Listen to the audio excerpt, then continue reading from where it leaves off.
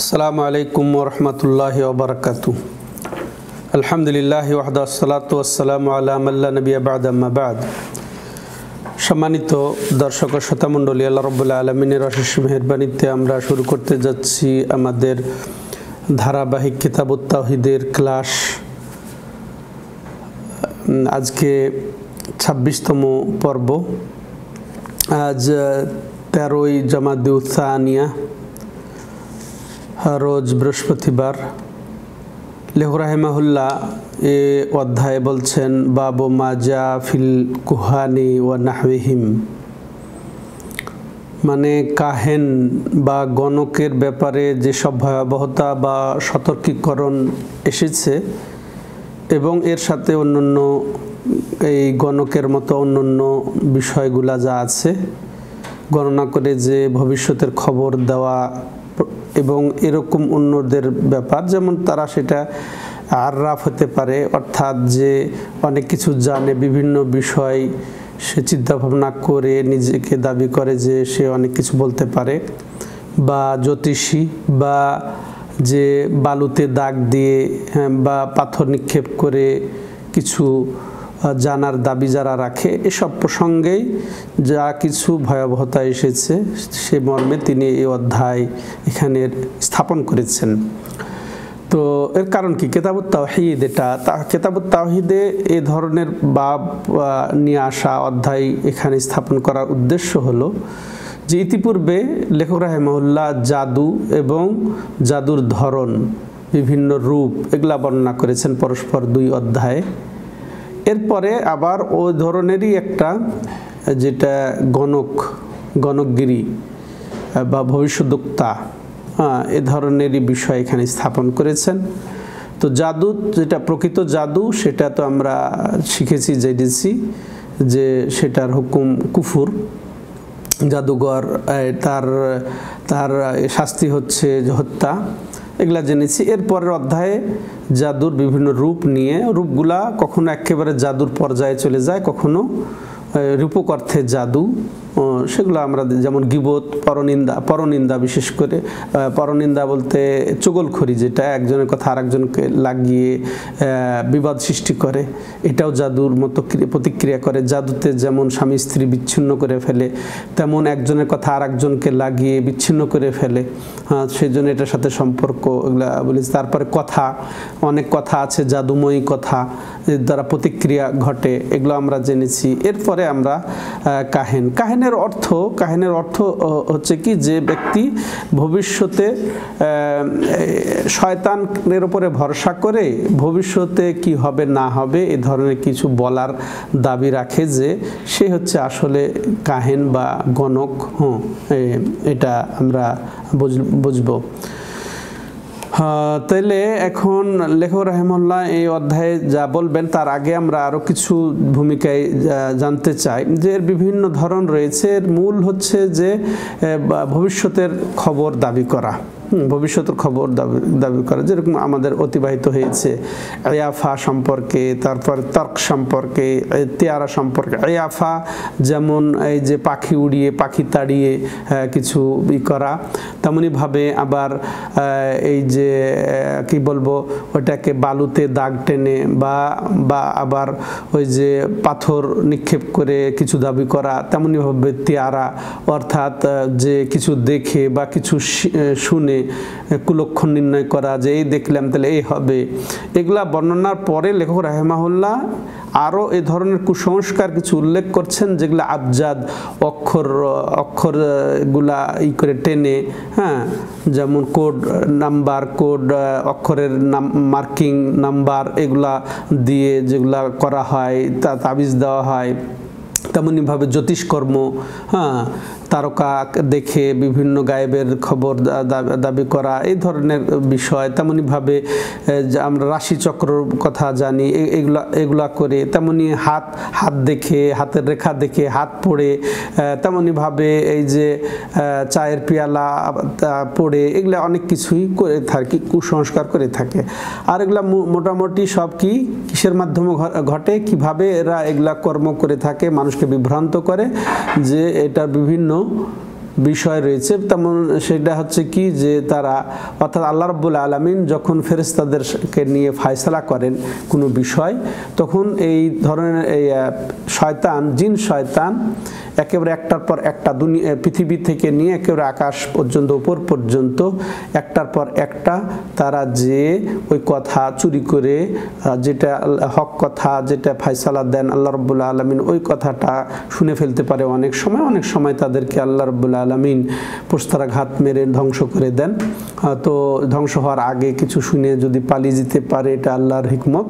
ওইভাবে এসে গণককে যেটা বলতে পারে, এটা একটা দিক।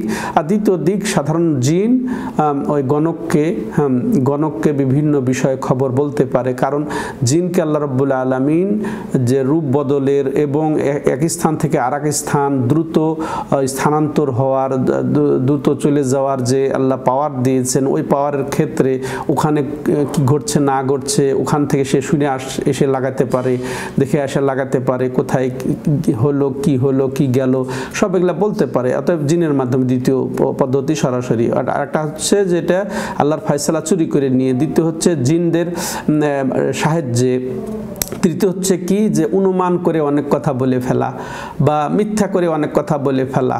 হ্যাঁ, তো আপনিও যদি কোনো বিষয়ে অনুমান করে 10টা কথা বলেন, তার মধ্যে 2-4টা কথা সত্য হয়ে যেতে পারে, যে কেউ হতে পারে, বা মিথ্যা বললে তো আর কিছু করার নাই, মিথ্যা মাধ্যমে হতে পারে। তো এইভাবে মূলত এইগুলা বিষয় সাব্যস্ত হয়, বাস্তবায়ন হয়।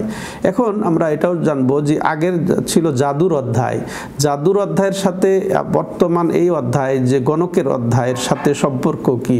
তো জাদুর অধ্যায়ের সাথে সম্পর্ক হলো যে এরা এক বিষয়ে যে গায়েবের দাবি করা, গায়েবের ভবিষ্যতের দাবি বা এই জিনের সাহায্য নেওয়ার ক্ষেত্রে জাদুঘর বলেন আর গণক বলেন সব এক। তো যেমন মানে চুরির খবর, যে জিনের মাধ্যমে চুরির খবর দিয়ে দিতে পারে, এরকম এই ক্ষেত্রে এক। আর বিচ্ছিন্ন কোন দিক থেকে জাদু এবং গণক, সেটা হচ্ছে কি যে প্রভাব সৃষ্টির ক্ষেত্রে বিচ্ছিন্ন। হ্যাঁ, অন্যভাবে প্রভাব সৃষ্টি হয় জাদুতে, আর এটা অন্যভাবে প্রভাব সৃষ্টি হয়। তেমনইভাবে নাম, ওটা হচ্ছে জাদু, এটা হচ্ছে গণকগিরি, জ্যোতিষ, এগুলার নামের বিচ্ছিন্নতা। হ্যাঁ, নামের বিচ্ছিন্নতা বা এটা ধরনের বিচ্ছিন্নতা, যে কি পদ্ধতির বিচ্ছিন্নতা। জাদু এক ধরনের পদ্ধতিতে হয়, এইগুলো এক ধরনের পদ্ধতিতে হয়। এখন যে অধ্যায়ে আমরা আছি যে গণকের বিষয়গুলা, এর হুকুম কি? জাদুর হুকুম আমরা শুনেছি, গণকের হুকুম কি? তো গণকের মধ্যে আবার 2 ধরনের রয়েছে, যারা অবশ্য এটা গায়েবের দাবি করবে, এমন গায়েবের দাবি করবে যে গায়েবের চাবিকাঠি একমাত্র আল্লাহ রাব্বুল আলামিনের হাতে।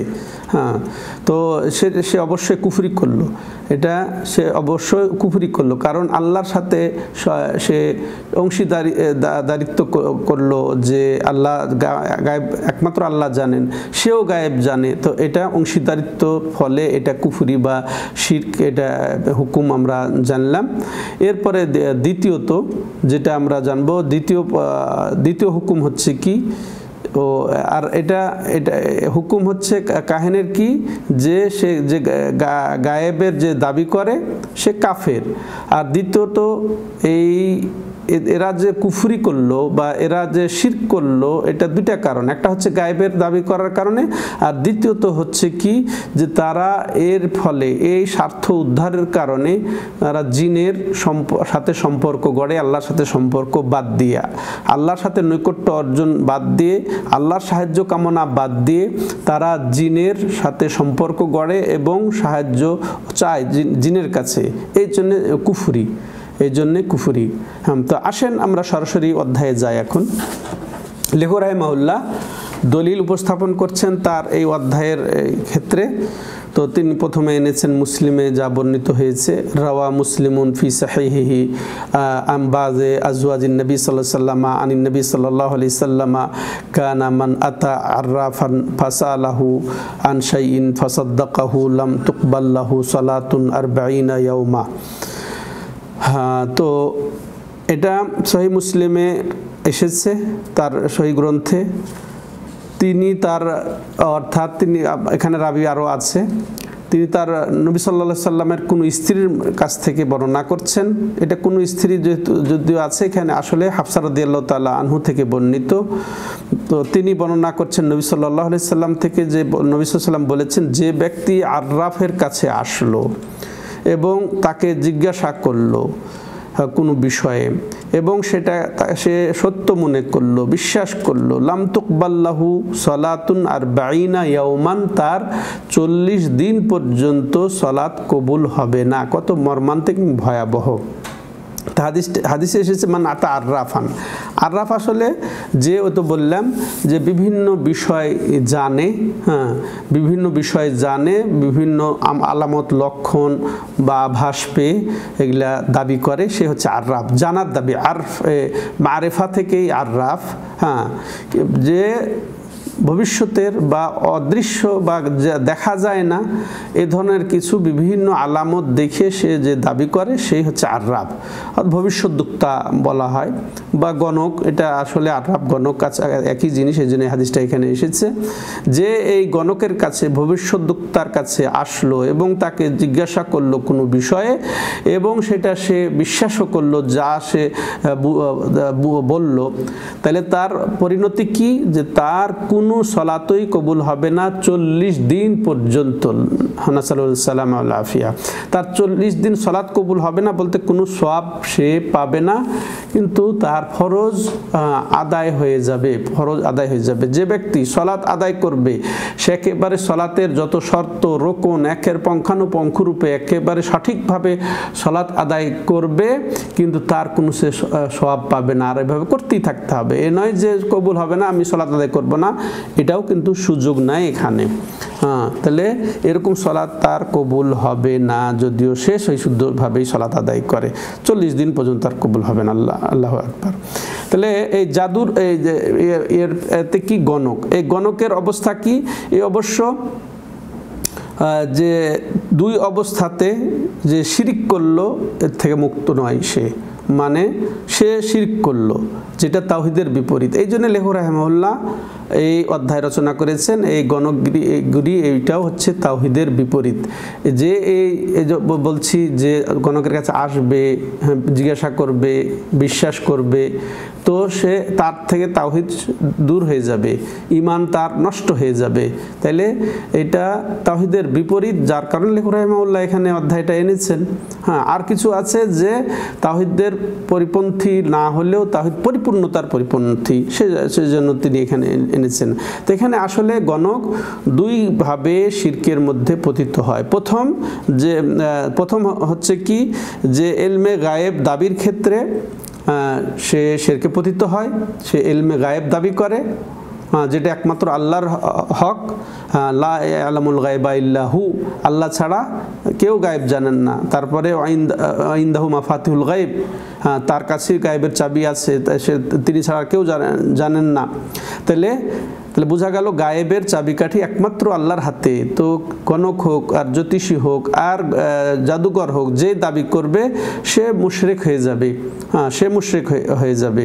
তো এই কারণে সে শিরক করলো। দ্বিতীয় কারণ হচ্ছে যে আল্লাহকে বাদ দিয়ে সে তার সাথে সম্পর্ক করলো এবং তার নৈকট্য অর্জনের চেষ্টা করলো, তারই সহযোগিতা গ্রহণ করলো জিনকে ব্যবহার করে। তো এটা আমরা জানলাম। সম্মানিত দর্শক ও শ্রোতামণ্ডলী, তাহলে এই হাদিস থেকে আমরা যা বুঝতে পারি, সেখান থেকে আমরা শিক্ষা নিব এটা, যে প্রথম যে জাদুকর বা গণকের কাছে যাওয়াটা নিষিদ্ধ। হ্যাঁ, যাওয়াটাও নিষিদ্ধ। এরপরে সেখানে যে জিজ্ঞাসা করাও নিষিদ্ধ। এরপরে মানে গায়েবের ব্যাপারে কি হবে, আমার না হবে, এগুলার পরিণতি সম্পর্কে এটা জিজ্ঞাসা করাও নিষিদ্ধ। তেমন জিজ্ঞাসা করার পরে সে যা বলবে সেটা অনুযায়ী আমল করা বা সেটা বিশ্বাস করাটাও কি নিষিদ্ধ। আর শুধু নিষিদ্ধ নয়, হারাম নয়, এটা কুফুরিও বটে। নিষিদ্ধ তাহলে হারাম দুই প্রকার, এক হচ্ছে কুফুরি আর একটা হচ্ছে গুনহার কাজ। তাহলে এটা কুফুরি, এই নিষিদ্ধ, এই হারাম হচ্ছে কুফুরি, এটা আমরা জানলাম।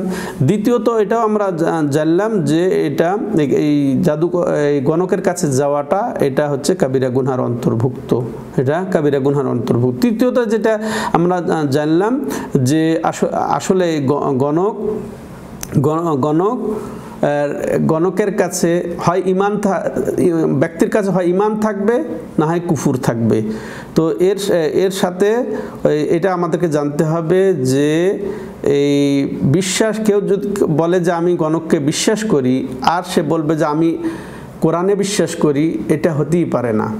হয় সে গণককে বিশ্বাস করবে, না হয় কোরআনকে বিশ্বাস করবে। কোরআনকে যদি বিশ্বাস করে তাহলে সে গণককে বিশ্বাস করতে পারবে না, আর যদি গণককে বিশ্বাস করে তাহলে তার কোরআনের বিশ্বাস আর থাকবে না, তাওহীদ শূন্য হয়ে যাবে। এটাও আমরা শিক্ষা নিতে পারি এখানে। কারণ ফাকাদ কাফারা বিমা উনজিলা আলা মুহাম্মদ, যে গণকের কাছে মান আতা কাহিনান ফাসালাহু ওয়া সাদ্দাকাহু ফাকাদ কাফারা বিমা উনজিলা আলা মুহাম্মদ, যেহেতু রাসূল সাল্লাল্লাহু আলাইহি ওয়াসাল্লাম বলেছেন যে আসলো গণকের কাছে এবং তাকে জিজ্ঞাসা করলো এবং সেটা বিশ্বাস করলো, তো সে মুহাম্মদ সাল্লাল্লাহু আলাইহি ওয়াসাল্লামের উপরে যা অবতীর্ণ হয়েছে তার সাথে সে কুফরি করলো। তো মুহাম্মদ সাল্লাল্লাহু আলাইহি ওয়াসাল্লামের প্রতি কি অবতীর্ণ হয়েছে? কোরআন এবং সুন্নাহ দুটোকেই যেন সে অস্বীকার করলো। তো এরপরে আমরা আরও যেটা জানতে পারি এর মাধ্যমে, যে মূল কথা এখানে, যেখানে দুইটা বিষয়।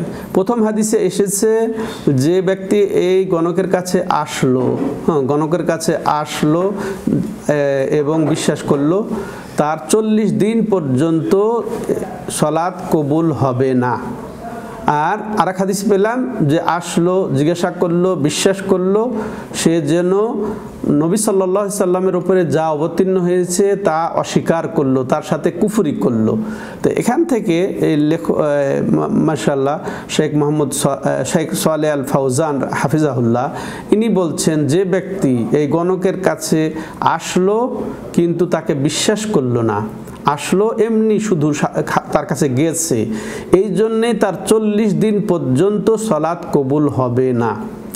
আর আসলো, জিজ্ঞাসা করলো, বিশ্বাস করলো, তাইলে সে কোরআন এবং সুন্নাহর প্রতি কুফরি করলো। এটা আমাদের পার্থক্য জানতে হবে। এরপর দ্বিতীয় হাদিস তিনি যেটা উল্লেখ করেছেন এখানে, আন আবি হুরায়রা আন নবী সাল্লাল্লাহু আলাইহি ওয়াসাল্লাম ক্বালা মান আতা কাহিনান ফাসাদ্দাকাহু বিমা ইয়াকুল ফাকাদ কাফারা বিমা উনজিলা আলা মুহাম্মদ, যেটা আমরা আলোচনায় এনে ফেলেছি। হাদিসটা আবু হুরায়রা রাদিয়াল্লাহু তাআলা আনহু থেকে বর্ণিত, যে তিনি নবী সাল্লাল্লাহু আলাইহি ওয়াসাল্লাম থেকে বর্ণনা করে বলছেন যে নবী সাল্লাল্লাহু আলাইহি ওয়াসাল্লাম যে মান আতা কাহিনান, যে ব্যক্তি গণকের কাছে আসলো এরপরে তাকে বিশ্বাস করলো, যা কিছু সে বলল, ফাকাদ কাফারা বিমা উনজিলা আলা মুহাম্মদ, তো মুহাম্মদ সাল্লাল্লাহু আলাইহি ওয়াসাল্লামের প্রতি যা অবতীর্ণ করা হয়েছে অর্থাৎ কোরআন এবং সুন্নাহ দুটোই কিন্তু মুহাম্মদ সাল্লাল্লাহু আলাইহি ওয়াসাল্লামের প্রতি অবতীর্ণ করা আল্লাহর পক্ষ থেকে। তো তার সাথে সে কুফরি করলো। আবু দাউদে হাদিসটি এসেছে। এবং এই যে 3 সুনানের কিতাবে যা এসেছে এবং হাকিমে, তো ওয়াকাল সহিহুন আলা শারতিহিমা, এবং হাকিম বলছেন যে এটা বুখারী এবং মুসলিমের শর্তের সাপেক্ষে। সেটা আরেক বর্ণনা কি আছে, মান আতা আররাফা আও কাহিনা, সেখানে দুইটা শব্দ এসেছে। আররাফ বলতে আমরা যেটা একটু আগে বললাম, যে ব্যক্তি বিভিন্ন বিষয়ে কোনো আলামত দেখে দাবি করবে, তো এটা আররাফ মানে জানার দাবি করবে। আর কাহিন বললাম যে গণক, গণনা করে যে কিছু বলবে, জানবে, দাবি করবে। তো যে এরকম গণকের কাছে আসলো, ভবিষ্যদ্বক্তার কাছে আসলো এবং তাকে বিশ্বাস করলো, যা বলল, সে অবশ্যই মুহাম্মদ সাল্লাল্লাহু আলাইহি ওয়াসাল্লামের প্রতি যা অবতীর্ণ হয়েছে তার সাথে কুফরি করলো। বিভিন্ন বর্ণনা, কাছাকাছি বর্ণনা, এই সময় দর্শক শ্রোতা মণ্ডলী। এরপরে আসেন, তো এই হাদিস থেকেও আমরা যেটা জানতে পারলাম ওর কাছাকাছি একই, যে গণকের কাছে যাওয়া, ভবিষ্যদ্বক্তার কাছে যাওয়া এবং তাদের কাছে জিজ্ঞাসা করা, এটা হচ্ছে হারাম, এবং তাদের থেকে দূরে থাকা আমাদের জন্য ফরজ। গণকের কাছ থেকে দূরে থাকাটা আমাদের জন্য নিরাপদ আকীদার জন্য, কারণ এটা কুফরি। যদি সে যা বলবে আর বিশ্বাস হয়ে গেলে সেটা কুফরি হয়ে যাবে, আর এটা হারামও বটে, সেটা যে সে যা বলে সেটা বিশ্বাস করলে। তেমনিভাবে আমরা এই হাদিস থেকে আরও জানি যে গণক এবং জ্যোতিষী এদেরকে মিথ্যারোপ করা, এদেরকে মিথ্যা জানা আমাদের জন্য ফরজ। তেমনিভাবে আমরা আরও জানলাম যে যারা এই গণকের কাছে, জ্যোতিষীর কাছে আসবে এবং বিশ্বাস করবে, সে কোরআন এবং হাদিসকেই মূলত অস্বীকার করবে। আর এটাও আমরা জানলাম যে এই গণকগিরি, এই গণকের কর্ম, এটা শিরিক। কারণ এর মধ্যে রয়েছে যে আল্লাহর সাথে অংশীদারিত্ব কিসের ক্ষেত্রে? গায়েবের জানার দাবির ক্ষেত্রে।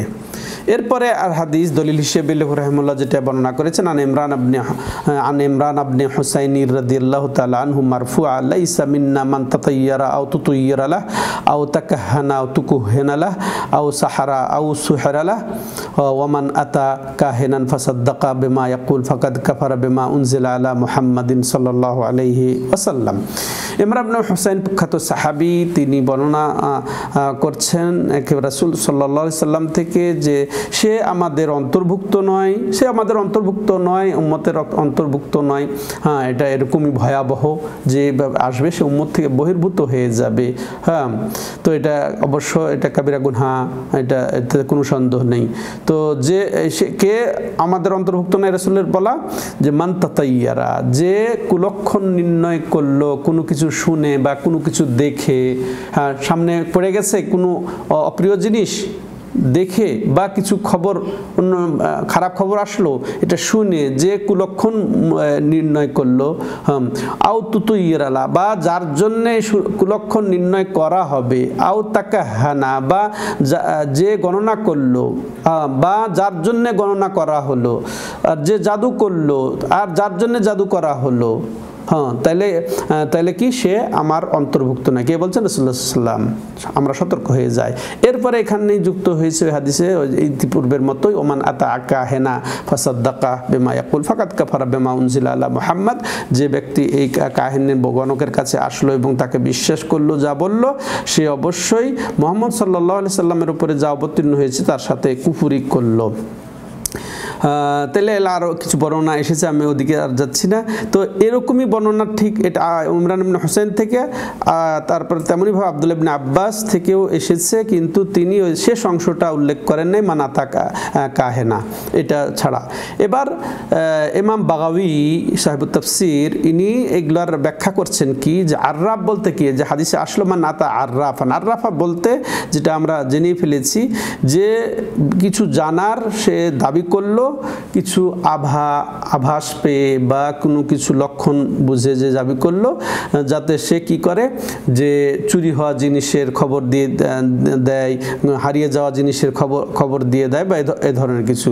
এরপরে আররাফের ব্যাপারে বলা হয়, কেউ কেউ বলেছেন যে এটা আসলে তারা কাহিন, অর্থাৎ সে গণনাকারী, গণক। আর কাহিনকে যে ওই যে গায়েবের খবর দেয়, ভবিষ্যতে কি ঘটবে না ঘটবে এ ধরনের খবর দেয়, বা চুরির খবর দেয়, এরাই তারা। বা ভিতরে কি আছে মনের খবর সে জানারও দাবি করে, ওই যে শয়তানের ইয়েতে। এখানে আবুল আব্বাস বলছেন, কালা আবুল আব্বাস ইবনে তাইমিয়া, ইনি বলছেন যে আররাফ হচ্ছে যে আসলে কাহিনেরই আরেকটা নাম, অর্থাৎ গণকেরই আরেকটা নাম, বা জ্যোতিষীর নাম। হ্যাঁ, জ্যোতিষী বা যারা ওই যে বালুতে দাগ দেয়, মেঝেতে মাটিতে দাগ দেয় এবং ভবিষ্যতে দাবি করে, বা ছোট ছোট কঙ্কর নিক্ষেপ করে দাবি করে অন্য কিছু, এদেরই একটা ধরন। এটা তিনি উল্লেখ করেছেন। তাইলে এর থেকে আমরা জানলাম আসলে এর মর্ম হচ্ছে কি, যে আসলে যারা এইগুলাকে বিশ্বাস করলো, এদের কাছে আসলো, সে আসলে ওয়াহি, আল্লাহর ওয়াহিকেই অস্বীকার করলো, কোরআন এবং সুন্নাহকে অস্বীকার করলো, যা আসলে এগুলা জাহিলি যুগের এগুলা ছিল, আর এগুলা ইসলাম এসে বাতিল করেছে। এটা অন্তরকে রক্ষার্থে, এটা জ্ঞান যেন নষ্ট হয়ে না যায়, এই জন্যই এগুলা শরীয়তে এভাবে বিধান দিয়েছে। তাইলে এভাবে যারা হাত পড়ে, এভাবে হিসাব করে, এদের ব্যাপারে এটা। তো তাহলে এখানে এটাও আমরা এখানে এই মর্মটা উপলব্ধি করি, যে ব্যক্তি ইলমে গায়েবের দাবি করে বা কিছু কিছু তারা জানে বলে বিশ্বাস করে এবং দাবি করে, তো অর্থাৎ গায়েবের দাবি করে, সে এই গণকেরই অন্তর্ভুক্ত হবে, সে আসলে আল্লাহর সাথে শরিকি করলো। তো এগুলো আমরা মোটামুটি জানলামই। এখানে এই হাদিসের মাধ্যমেও ইলমে গায়েব দাবি করার এটা হারাম, এটা সাব্যস্ত হলো, এটা তাওহীদের পরিপন্থী, তাওহীদ নষ্ট হয়ে যাবে। তেমনিভাবে এটাও জানি যে গণকের কাছে বা জ্যোতিষীর কাছে যাওয়া এটা হচ্ছে কুফরি, হারাম। হ্যাঁ, বরং তাদেরকে মিথ্যারোপ করতে হবে, তাদেরকে মিথ্যা জানতে হবে, বরং আমাদেরকে কোরআন এবং সুন্নাহকে আঁকড়ে ধরতে হবে এবং এর বিপরীত যা সেটাকে প্রত্যাখ্যান করতে হবে। এর পরবর্তীতে শেষ হাদিস দলিল হিসেবে যেটা আমরা শুনবো, লেখক রাহিমাহুল্লাহ যেটা যুক্ত করেছেন, ক্বালা ইবনু আব্বাস ফি কওমিন ইয়াকতুবুনা আবাজাদ ওয়া ইয়ানজুরুনা ফি নুজুম মা আরা মিন মান ফাআলা যালিকা লাহু ইনদাল্লাহি মিন খালাক, নাসআলুল্লাহ সালামা ওয়াল আফিয়া। আব্দুল্লাহ ইবনে আব্বাস রাদিয়াল্লাহু তাআলা নিজে বলছেন যে ওই জাতির কথা, এক গোত্রের কথা, যে তারা আবাজাদ লেখে। আবজাদ, হাওয়াজ, হুত্তি এগুলা কোড ব্যবহার করা হয়, অনেকে ব্যবহার করে, যারা আলেম ওলামারাও ব্যবহার করে। এই ব্যবহারের হুকুমও আমরা এখন জানব, যে যারা এরকম বর্ণের নাম্বার, মার্ক এগুলা নির্ধারণ করে ওই বর্ণ করে, যে এটা অমুক হবে, এটা জিবরিল, এটা মিকাইল, ওটা এইভাবে মার্ক করে যেগুলা দাবি করে, এগুলার হুকুম। তো বলছে এই এক জাতির লোক কি করে, আবাজাদ লেখে, হিজাই অক্ষর লেখে। হ্যাঁ, ওয়ান দরুনা ফিন নুজুম লেখে, আর তারা তারকার দিকে তাকায়। হ্যাঁ, এরপরে মা আরা মিন মান ফাআলা যালিকা লাহু ইনদাল্লাহি মিন খালাক। তো এই আব্দুল্লাহ ইবনে আব্বাস বলছেন, যারা এরকম করবে, এই আবজাদ এগুলা বর্ণ লিখে যারা তারকার দিকে তাকিয়ে কিছু দাবি করবে এবং বলবে, তো তিনি হুকুম লাগাচ্ছেন কি, যে আল্লাহর কাছে এর কোনো যে অংশ থাকবে, অর্থাৎ মুক্তির জন্যে জান্নাতে তার যে কোনো অংশ থাকবে, এটা আমি মনে করি না। আল্লাহু আকবার। তাহলে এই যে বর্ণ অক্ষরের মান নির্ণয় করে কিছু বলা, দাবি করা, তারকার দিকে তাকে এদিক ওদিক করা, হ্যাঁ, এগুলো হারাম, এগুলো হারাম। তো এটা দুই ধরনের। কেউ যদি বর্ণের মার্কটার নির্ণয় করে কিছু অন্য কারণে, হ্যাঁ, যে হরফে হেজাই হিসেবে, বর্ণমালা হিসেবে বা হিসাবের জন্য যদি এগুলা শেখে, তাহলে সমস্যা নাই। কিন্তু এগুলার মাধ্যমে যদি গায়েবের দাবি করে, কিছু জানে, এগুলা দাবি করে, তাহলে অবশ্যই সেটা হারাম হবে। এটা আমাদেরকে বুঝতে হবে হাদিসের মাধ্যমে। এটা আমরা তাহলে এখন কি জানলি, যে আবজাদ বা এই যে হরফে হেজাই বা বর্ণমালা এগুলা সাধারণত হারাম, যে যেটার মাধ্যমে শিখে বা দাবি করে যে গায়েব বা বোঝা যায় না, দেখা যায় না, এগুলা কিছু দাবি করা, কারণ এটা তাওহীদের পরিপন্থী বিষয়। তাহলে এটা আমরা জানলাম। তা কিন্তু এটা যদি এই হিসাবের জন্যে, হ্যাঁ, হিসাবের জন্যে বা বর্ণমালা হিসাবে এটা কেউ যদি শিখে, তাহলে এটা সমস্যা নেই। তেমনিভাবে জ্যোতিষ, এটাও হারাম, হ্যাঁ, আর এটা শিরকের ওসিলা। তেমনিভাবে এটার দ্বারা অবশ্য কেউ অন্যকে এটা মনে করে। দেখেন, যারা তাবিজ লেখে, আমাদের সমাজের আলেম ওলামারা, এরা নকশা করে এবং নকশাতে মার্ক লাগায়, এখানে 4, ওখানে 5, এখানে 3, ওখানে 2, বা এখানে এই অক্ষর, এটা ওই অক্ষর, বা জিবরিল, মিকাইল, ইসরাফিল, কারুন, ফেরাউন, হামান, এগুলা সব এগুলোর অন্তর্ভুক্ত। এগুলা থেকে সতর্ক থাকতে হবে, এগুলা প্রত্যাখ্যান করতে হবে, এগুলাকে মিথ্যা মনে করতে হবে, এগুলোর কাছে যাওয়া যাবে না। হ্যাঁ, এটাকে গণক মনে করে, অনেক এলাকায় এটাকে চিকিৎসা মনে করে, এটাকে খুনকার মনে করে, হাকিম মনে করে, যে কবিরাজ গেলে উপকার হয়। কিন্তু আসলে মূলত অধিকাংশর অবস্থা এরকম, যা আমরা জানলাম, যেগুলা আসলে জাদুঘরের অন্তর্ভুক্ত এবং তারা আসলে গণকের অন্তর্ভুক্ত, জ্যোতিষীর অন্তর্ভুক্ত। যারাই এই ধরনের করবে, তারা দুই অবস্থা থেকে খালি নয়, তারা ভয়াবহ অবস্থানে তারা শিরকেই পতিত হবে, যার পরিণয় করে কুফরি, যে যারা এই সব কর্ম করবে আর ভবিষ্যতের দাবি করবে, গায়েবের দাবি করবে, যেটা আল্লাহর একান্তই জন্য নির্ধারিত, তারা কুফরি করবে।